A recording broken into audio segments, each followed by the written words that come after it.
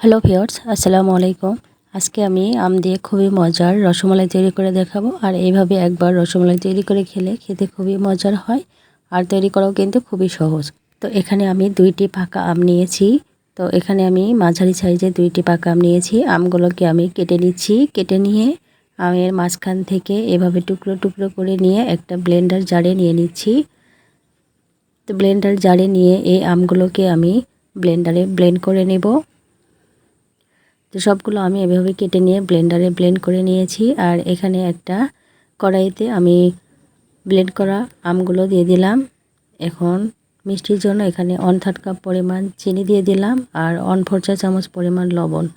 তো আমগুলোকে আমি বেশ কিছুক্ষণ জাল করে নেব। একটু ঘন হয়ে আসলে এখানে দিয়ে দিচ্ছি 1 টেবিল চামচ পরিমাণ গুঁড়া দুধ। গুঁড়া দুধটাও দিয়ে আমি ভালো করে নেড়েচেড়ে মিশিয়ে নিচ্ছি। মিশিয়ে নেওয়া হয়ে গেলে কিছুক্ষণ জাল করে নিয়েছি। এখানে আমি দিয়ে দিচ্ছি 2 কাপ পরিমাণ চালের গুঁড়া। তো প্রথমে 1 কাপ দিয়ে ভালো করে মিশিয়ে নিচ্ছি। মিশিয়ে নেওয়া হয়ে গেলে পরে আবারও আমি 1 কাপ পরিমাণ চালের গুঁড়া দিয়ে দিচ্ছি। চালের গুঁড়োটা দিয়ে ভালো করে নেড়েচেড়ে একটা ডো বানিয়ে নিব।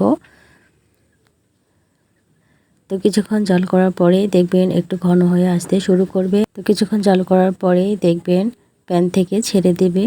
তো আমি ডোটা বানিয়ে নিয়েছি।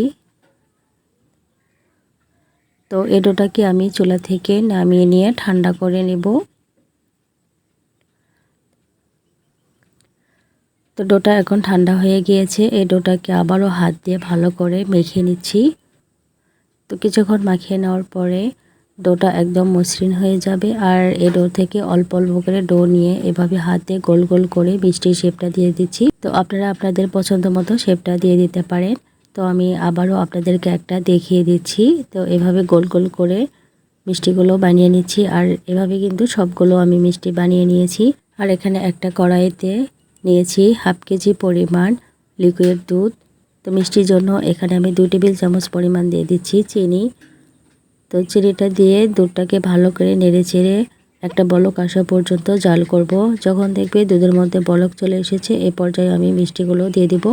তো মিষ্টিগুলো দিয়ে অনবরত নেড়েচেড়ে আমি জাল করে নেব মিষ্টিগুলো সেদ্ধ হয়ে আসা পর্যন্ত।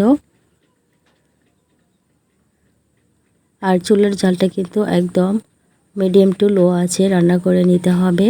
তো দেখতে পাচ্ছেন দুধটা কিন্তু অনেকটা ঘন হয়ে এসেছে, মিষ্টিগুলো সেদ্ধ হয়ে গিয়েছে। তো এখন আমি চুলা থেকে নামিয়ে নিচ্ছি। চুলা থেকে নামিয়ে নিয়ে একটা সার্ভিং ডিশে নিয়ে নিয়েছি। আর এখানে আমি একটা আম কিউব করে কেটে নিয়েছি। তো কিউব করে কেটে নেওয়া আমগুলো মিষ্টির ওপর দিয়ে দিচ্ছি। এতে করে দেখতেও সুন্দর লাগবে আর খেতেও কিন্তু মজা লাগবে। আর দেখতে পাচ্ছেন কতটা লোভনীয় লাগছে। তো এভাবে একবার বানিয়ে দেখবেন, খেতে কিন্তু খুবই মজার হয়। আর এখানে আমি চালের গুঁড়া ব্যবহার করেছি। আপনারা চাইলে কিন্তু চালের গুঁড়োর পরিবর্তে সুজি দিয়েও কিন্তু এই ডো বানিয়ে মিষ্টিটি তৈরি করতে পারবেন। এতে করেও কিন্তু খেতে ভালো লাগবে। তো আজকের ভিডিওটি কেমন লেগেছে অবশ্যই কমেন্ট বক্সে জানিয়ে দিবেন। ভিডিওটি ভালো লাগলে লাইক কমেন্ট শেয়ার করবেন। আসসালামু আলাইকুম।